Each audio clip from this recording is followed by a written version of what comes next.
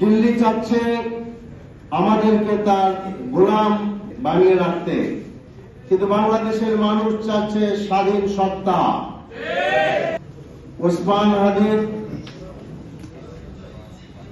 দুটি জিনিস তিনি চেয়েছিলেন। তার প্রথম জিনিস হলো তিনি ইনসাফপূর্ণ একটি বাংলাদেশ চেয়েছিলেন। আরেকটি জিনিস তিনি চেয়েছিলেন অত্যন্ত স্পষ্টভাবে যে বাংলাদেশ হবে স্বৈরাচার মুক্ত, আধিপত্যবাদ মুক্ত। ওসমান হাদি চেয়েছিলেন যে বাংলাদেশ দিল্লির রাডারের নিচে থাকবে না, বাংলাদেশ হবে একটি মুক্ত স্বাধীন বাংলাদেশ, যে বাংলাদেশের নির্দেশ দেওয়া হবে ঢাকা থেকে, দিল্লি থেকে নয়।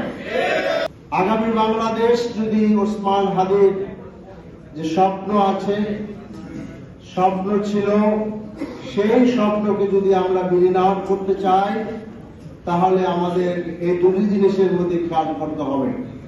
আল্লাহ তাআলা ওসমান হাদিকে কোথায় নিয়ে গেছেন চিন্তা করেন।